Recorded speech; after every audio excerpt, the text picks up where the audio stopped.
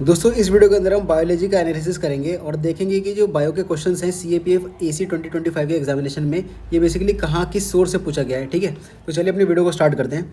सबसे पहला क्वेश्चन की तरफ बढ़ते हैं। Out of different types of tissues found in plants which one of the following is a complex tissue, कि जितने भी टिश्यू प्लांट के अंदर फाइंड किए जाते हैं तो उनमें से कौन सा कॉम्प्लेक्स टिश्यू के नाम से जाना जाता है, कॉम्प्लेक्स टिश्यू कहलाता है।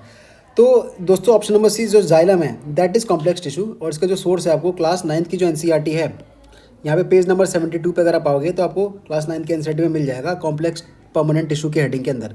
यहाँ पे अगर आप जो हाईलाइट कर रखा है वो पढ़ोगे तो xylem and phloem are example of such complex tissue. ठीक है, कि जाइलम और फोलम जो है are example of such complex tissue. तो डायरेक्टली आपको एनसीईआरटी के अंदर ये मिल जाएगा। बात करें दोस्तों प्रीवियस ईयर क्वेश्चन की, तो CDS 1 2023 के पेपर में भी ये क्वेश्चन जाइलम पे पूछ रखा है। यहाँ पे देखो इसने डायरेक्टली पूछा है, क्वेश्चन के अंदर ही बोल दिया इसने कि xylem is a type of complex tissue. ठीक है, और इस बार इसने क्वेश्चन पूछा कि इनमें से कौन सा कॉम्प्लेक्स टिश्यू है, और जबकि 2023 में काफ़ी ज़्यादा डिटेल के अंदर पूछा था इसने क्वेश्चन। क्या पूछा था कि xylem is a type of complex tissue in plants for upward conduction of water. ठीक है, कि जाइलम एक कॉम्प्लेक्स टिश्यू है प्लांट के अंदर जो पानी का जो कंडक्शन करता है अपवर्ड की तरफ करता है। ठीक है, upward conduction of water. Which one of the following xylem tissue consist of living cell, इनमें से कौन सा जाइलम टिश्यू है जो लिविंग सेल्स कंसिस्ट करता है। तो दोस्तों इसका जो करेक्ट ऑप्शन था वो हमारा ऑप्शन नंबर सी था। जाइलम पेलेनकाइमा जो है ये क्या बोलते हैं लिविंग सेल्स जो है कंसिस्ट करता है। तो इन फ्यूचर क्या पता इस पर कोई क्वेश्चन आ जाए, इसलिए मैंने सोचा कि यहाँ पे डाल देना चाहिए। ठीक है, बाकी यहाँ पे भी पूछ रखा है NDA 2019 के अंदर पूछा है। डायरेक्टली यहाँ पे कॉम्प्लेक्स टिश्यू नहीं पूछा, बट इसने पूछा विच of the following statement is correct. तो यहाँ पे ऑप्शन नंबर ए जो है ये करेक्ट था कि xylem consist of trachea vessels xylem parenchyma है जाइलम फाइबर, जिनमें से जाइलम पेलेनकाइमा जो है ये लिविंग सेल्स होता है। ठीक है, और इसी वजह से क्योंकि इतनी सारी चीज़ें कॉम्प्लेक्स चीज़ें अपने साथ होल्ड करता है इसलिए ये कॉम्प्लेक्स टिश्यू कहलाता है। ठीक है, तो खैर इसका जो करेक्ट ऑप्शन है वो हमारा ऑप्शन नंबर सी है। आगे बढ़ते हैं। अगला क्वेश्चन कह रहा है which of the following regions in plants is responsible for the growth of its roots and shoots. ये भी बहुत ज़्यादा इजी क्वेश्चन है दोस्तों, रिपीटेड प्रीवियस ईयर क्वेश्चंस में आपको देखने को मिल जाएगा। डायरेक्टली आपको एनसीईआरटी के अंदर भी मिल जाएगा क्लास 9 की। क्या बोला इसने कि इनमें से कौन सा जो रीजन है वो ग्रोथ के लिए रिस्पॉन्सिबल होता है रूट्स पे और शूट्स पे। ठीक है, तो दोस्तों एपिकल मेरिस्टम जो है जहाँ पे देख सकते हो ये इसका करेक्ट ऑप्शन होगा, ऑप्शन नंबर डी जो है that is the correct option. और इसका सोर्स जो आपको क्लास 9 की जो एनसीईआरटी है पेज नंबर 69 पे आपको डायरेक्टली मिल जाएगा। यहाँ पे ये डायग्राम देख सकते हो, एपिकल मेरिस्टम, ये इंटरकैलरी मेरिस्टम और लेटरल मेरिस्टम, इन तीनों मेरिस्टम पे हमेशा यूपीएससी ने क्वेश्चंस बनाए हैं। तो ये बहुत ज़्यादा इंपॉर्टेंट है, अगर आपने नहीं किया इस पर तो प्लीज़ इसे कर लें। यहाँ पे अगर आप देखो apical meristem is present at the growing tips of stems and roots and increases the length of stem and the roots. ठीक है, तो एपिकल मेरिस्टम जो है स्टेम्स में होता है, रूट्स में होता है, और जो लंबाई बढ़ाने का जो काम होता है वो दायित्व कौन निभाता है, एपिकल मेरिस्टम जो है वो दायित्व वो रोल निभाता है। इसलिए ऑप्शन नंबर डी जो है that is the correct option. बाकी यहाँ पे देख सकते हो अलग अलग पेपर्स के अंदर अलग अलग एपिकल मेरिस्टम पे क्वेश्चंस पूछे हैं। NDA 2018 के अंदर हम देखें तो देखो इसने क्या बोला है कि damage to the apical meristem of a growing young plant will affect what, कि भैया अगर मान लो एपिकल मेरिस्टम है ये डैमेज हो जाए किसी प्लांट का तो किस चीज़ का प्रभाव पड़ेगा पौधे पर। तो भैया लेंथ का प्रभाव पड़ेगा, जैसे कि हमने डिस्कस किया अभी कि जो लेंथ के जो इंक्रीजेज लेंथ का जो दायित्व है, लेंथ का जो रोल है वो किसके पास है, एपिकल मेरिस्टम के पास है। ठीक है, तो ये प्लांट की लेंथ बढ़ाता है तो इसलिए लेंथ पे इफेक्ट पड़ेगा, इसलिए ऑप्शन नंबर ए इसका जो है करेक्ट ऑप्शन था। ऐसे अगर यहाँ पे बात करें CAPF 2019 की तो उसमें भी क्वेश्चन पूछा है कि the increase in length of stems and roots in plants is due to, कि भैया लेंथ स्टेम्स की और रूट्स की जो लेंथ है वो क्यों बढ़ती है, तो बेसिकली हमारी क्यों बढ़ती है, एपिकल मेरिस्टम पे बढ़ती है। तो दोस्तों इसलिए एक इजी क्वेश्चन में कहूँगा ये एपिकल मेरिस्टम पे ऑप्शन नंबर डी जो है that is the correct option, और ये आपको करके आना चाहिए था।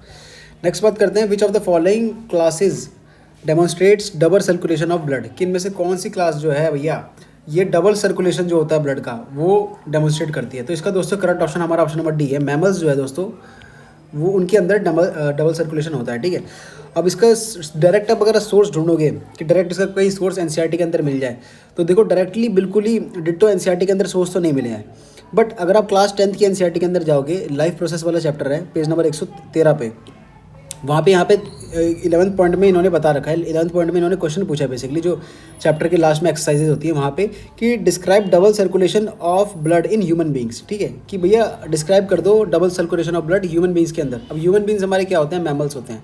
तो बेसिकली यहाँ पे एक्सप्लिसिटली एक्सप्लेन नहीं किया है क्योंकि ये बहुत ज़्यादा बेसिक चीज़ है, क्योंकि सबको पता ही होता है कि ह्यूमन बींग्स जो है वो डबल सर्कुलेशन ऑफ ब्लड पे चलते हैं, और ह्यूमन बींग्स किसके अंदर आते हैं, मैमल्स पे आते हैं। तो ये इसलिए बहुत ज़्यादा ईजी क्वेश्चन है, बट डायरेक्टली इसका सोर्स नहीं मिलेगा। खैर उसकी सोर्स की आपको ज़रूरत होनी भी नहीं चाहिए क्योंकि ये डुएबल क्वेश्चन था। बाकी अगर प्रीवियस ईयर क्वेश्चन की बात करें दोस्तों तो प्रीवियस ईयर क्वेश्चंस में CDS 2021 के अंदर पूछा भी गया है ये वाला क्वेश्चन कि in the human body blood flows through a process of double circulation, कि भैया ह्यूमन बॉडी में ब्लड किस पे फ्लो करता है, डबल सर्कुलेशन में फ्लो करता है, ठीक है। तो यानी कि ह्यूमन बॉडी यानी कि मैमल, तो इसलिए ऑप्शन नंबर डी जो है that is the correct option. Next question की तरफ बढ़ते हैं दोस्तों। Which of the following artery supplies blood to the human heart muscle, इनमें से कौन सी आर्टरी है जो कि ब्लड सप्लाई करती है कहाँ पे, ह्यूमन हार्ट मसल जो है वहाँ पर। तो इसका दोस्तों जो करेक्ट ऑप्शन नंबर सी है, जो कोरोनरी आर्टरी है, ये इसका करेक्ट ऑप्शन होगा। अब ये वाला क्वेश्चन दोस्तों ऐसा है कि अगर आपने प्रीवियस ईयर क्वेश्चन जो है वो नहीं लगाए हैं तो आपसे ये क्वेश्चन सॉल्व नहीं हो पाएगा। क्यों नहीं हो पाएगा? क्योंकि जो क्लास 9th और 10th की जो NCERT है वहाँ पे कोरोनरी आर्टरी का कोई जिक्र है नहीं, ठीक है। इसका जो जिक्र है वो आपको कहाँ मिलता है, क्लास 11th की जो बायोलॉजी की NCERT है पेज नंबर 202 पे, यहाँ पर आपको इसका जिक्र मिलेगा कि भैया कोरोनरी जो आर्टरी होती है ये ब्लड सप्लाई करती है to and from the cardiac musculature. तो क्लास 11th की NCERT इसके अंदर आपको मिलता है।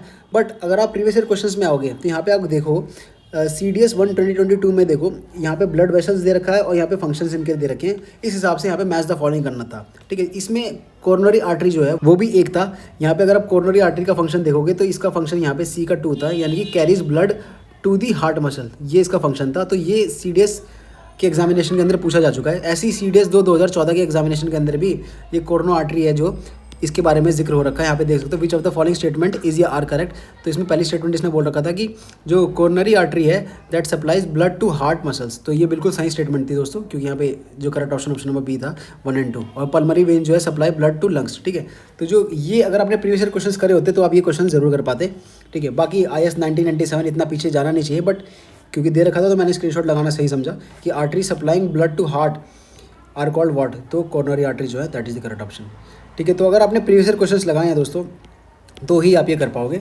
तो इसलिए मैं कहता हूँ कि जो प्रीवियस ईयर क्वेश्चंस हैं इनको आप ज़रूर लगाएं। इस चैनल के अंदर भी जियो स्टडीज़ कॉर्नर पे आपको प्रॉपर इसकी प्लेलिस्ट मिल जाएगी, जिसमें हमने साइंस के chapter wise previous year questions कर रखे हैं, बायो के भी, केमिस्ट्री के भी और फिजिक्स के भी, वो भी चैप्टर के कि fundamental unit of life cell है। तो सेल के जितने भी प्रीवियस ईयर क्वेश्चंस UPSC ने आज तक पूछे हैं वो सारे के सारे हमने डाल रखे हैं। फिर ऐसी जो मान लो अगला चैप्टर टिश्यू है तो टिश्यू पे जितने चैप्टर है, जितने प्रीवियस ईयर क्वेश्चन है वैसे UPSC ने पूछे हैं वो हमने सारे डाल के सॉल्व कर रखे हैं। तो इस तरह से चैप्टर वाइज आपको मिल जाएगा। और ना सिर्फ केवल वीडियोज़ मिलेंगी आपको फ्री ऑफ कॉस्ट, टेलीग्राम पे अगर आप जाओगे तो वहाँ पे PDF भी सारी की सारी अवेलेबल है फ्री ऑफ कॉस्ट पे, तो वो सब आप डाउनलोड करके यूज़ कर सकते हो। और जो अभी आने वाली आपकी जो CDS एग्जामिनेशन है उसके अंदर आपको काफ़ी ज़्यादा हेल्प होगी, ठीक है। तो कहने का मतलब ये है कि प्रीवियस ईयर क्वेश्चंस जो है वो आपको कर लेने चाहिए। नेक्स्ट बात करते हैं। अगला क्वेश्चन दोस्तों हमारा कोलेस्ट्रॉल से पूछ लिया इसने कि भैया cholesterol is a type of what, carbohydrate है, प्रोटीन है, लिपिड है या फिर न्यूक्लिक एसिड है। तो इसका जो करेक्ट ऑप्शन है वो हमारा ऑप्शन नंबर C है, lipid is the correct option. की कोलेस्ट्रॉल क्या होता है, हमारा एक टाइप का लिपिड होता है। इसका जो डायरेक्ट सोर्स है आपको क्लास 11th की जो NCERT है इसके अंदर आपको मिलेगा। क्या मिलेगा भैया, देखो अगर आप सेल मेम्ब्रेन वाली हेडिंग पे जाओगे तो यहाँ पे लिख रखा है कि cell membrane is mainly composed of lipids and protein, their major lipids are phospholipids that are arranged in bilayer, in addition to phospholipids membrane also contain cholesterol, ठीक है। तो फॉस्फोलिपिड्स यानी कि लिपिड से आपको यहाँ पे थोड़ा आइडिया लग जाएगा कि कोलेस्ट्रॉल किससे बने होते हैं, लिपिड से बने होते हैं। तो ये इसका करेक्ट ऑप्शन था ऑप्शन नंबर C। बाकी कोलेस्ट्रॉल पे एक क्वेश्चन ये गुड कोलेस्ट्रॉल पे आ रखा है, ये मेरे को लगा कि यहाँ पे स्क्रीनशॉट लगा देना चाहिए फ्यूचर के लिए। तो इसने देखो क्या पूछा है, which of the following is considered as good cholesterol with reference to individual facing the risk of cardiovascular diseases and hypertension. CDS 2016 के अंदर पूछा है कोलेस्ट्रॉल पे। तो option number A high density lipoprotein जो है ये इसका करेक्ट ऑप्शन होगा कि ये जो है गुड कोलेस्ट्रॉल होता है, हाई डेंसिटी लिपोप्रोटीन, ठीक है। तो ये आपको प्रिपेयर कर लेना है, क्योंकि मेरे को लगा कि ये हमारी जो 9th 10th की NCERT है वहाँ पे नहीं दे रखा, ठीक है, ये HDL के बारे में। तो क्या पता इन फ्यूचर पूछ ले, जैसे कि UPSC अभी आजकल बहुत डिफिकल्ट क्वेश्चंस बना रही है। बाकी यहाँ पे जितने भी हैं इन सब के बारे में भी आपको पता होना चाहिए, तो मैंने स्क्रीनशॉट लगा रखा है। हाई डेंसिटी लिपोप्रोटीन क्या होता है, उसका लो डेंसिटी लिपोप्रोटीन क्या होता है, फैटी एसिड के बारे में और उसके बारे में, ठीक है। तो यहाँ से आप प्रिपेयर कर लेना। नेक्स्ट बात करते हैं। अगला क्वेश्चन कह रहा है कि plants adapted to grow in deserts and other habitats are called what. तो ये दोस्तों बहुत ही ज़्यादा इजी क्वेश्चन है, मतलब ज़ेरोफाइट्स के बारे में हमेशा UPSC ने क्वेश्चंस पूछे हैं और बहुत ही ज़्यादा इजी क्वेश्चन मैं कहूँगा इसे। ऑप्शन नंबर A जो है that is the correct option. यहाँ पे देख सकते हो CAPF 2010 के अंदर भी पूछा इसने डायरेक्टली कि plant that behave as a xerophyte in one season and heterophyte in other season is known as what. तो ये हीलियोट्रोफाइट्स है। ये दोस्तों जो क्वेश्चन है हीलियोट्रोफाइट्स, ये मैंने जानबूझ के लगाया क्योंकि इसका भी जिक्र हमें NCERT के अंदर देखने को नहीं मिला है, ठीक है। NCERT के अंदर देखने को नहीं मिला है, तो मेक श्योर करें कि आपको हीलियोट्रोफाइट्स के बारे में पता हो, इसलिए मैंने ये पर्पज़ ही यही था केवल इस क्वेश्चन का लगाने का। कि मेक श्योर करें ये जो क्वेश्चन है आप प्रिपेयर कर लें। हाँ, तो मैं इसका सोर्स ये प्रीवियस क्वेश्चन दिखा रहा था, तो यहाँ पे सीडीएस के पेपर में देखोगे आप, विच of the following is not a feature of xerophytes. तो ज़ेरोफाइट्स के बारे में यहाँ पे भी पूछ रखा है। उसके बाद एनडीए 2010 में भी यहाँ पे ज़ेरोफाइट्स के बारे में पूछ रखा है कि ज़ेरोफाइट्स थ्राइव इन, तो इसका करेक्ट ऑप्शन होगा option number A, hot and arid region जो होते हैं वहाँ पे ज़ेरोफाइट्स क्या बोलते हैं पाए जाते हैं। और ऐसे ही जो इसका जो करेक्ट ऑप्शन था वो क्या था, इसने पूछा था कि ज़ेरोफाइट का कौन सा फीचर नहीं है। तो लार्ज नंबर ऑफ स्टोमेटा जो है ये ज़ेरोफाइट्स का फीचर नहीं होता। क्यों? क्योंकि लार्ज नंबर ऑफ स्टोमेटा नहीं होने से क्या होता है कि जो ट्रांसपिरेशन है वो कम से कम होता है और जो पानी है वो बचा रहता है प्लांट के अंदर, ठीक है। तो ज़ेरोफाइट्स इसलिए डेजर्ट वगैरह में पाए जाते हैं, इसलिए इसका करेक्ट ऑप्शन ऑप्शन नंबर ए होगा ज़ेरोफाइट। और ये इजी क्वेश्चन है, आपको करके आना चाहिए था। नेक्स्ट बात करते हैं दोस्तों, ये काफ़ी ज़्यादा डिफिकल्ट क्वेश्चन है। The spindle fibre is attach to which of the following specific regions of the chromosome. की स्पिंडल फाइबर जो है किस स्पेसिफिक पार्ट पे अटैच होता है क्रोमोजोम की। तो इसका दोस्तों करेक्ट ऑप्शन है वो हमारा ऑप्शन नंबर ए है, ये कीनोटोकॉर जो है that is the correct option. और ये जो क्वेश्चन है दोस्तों ये छोड़ के आने वाला क्वेश्चन था, करके आने वाला नहीं था, क्योंकि ये क्लास 11 की एनसीईआरटी के अंदर है, वो भी काफ़ी ज़्यादा डीप में है। तो पेज नंबर 1, 2, 3 पे अगर आप जाओगे तो यहाँ पे कीनोटोकोर के बारे में बता रखा है कि the structure serve as the site of attachment of spindle fibre, ठीक है। तो इसलिए जो इसका correct option option number A है, बाकी ये जो है डिफिकल्ट क्वेश्चन था। नेक्स्ट बात करते हैं, विच of the following statement about facilitated transport in plant is correct. तो इसका दोस्तों जो करेक्ट ऑप्शन है वो हमारा ऑप्शन नंबर डी है कि facilitated transport requires assistance of carrier protein. ये वाला क्वेश्चन भी दोस्तों छोड़ के आने लायक वाला क्वेश्चन था, क्योंकि इसका जो डायरेक्ट सोर्स है आपको क्लास 9, 10 की एनसीईआरटी में नहीं मिलेगा, प्रीवियस ईयर क्वेश्चन जो हैं वहाँ पे भी नहीं मिलेगा।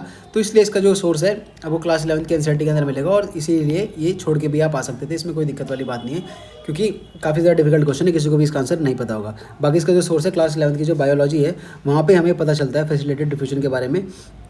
और यहाँ पे अगर आप देखोगे तो ऑप्शन नंबर डी जो है that is the correct option.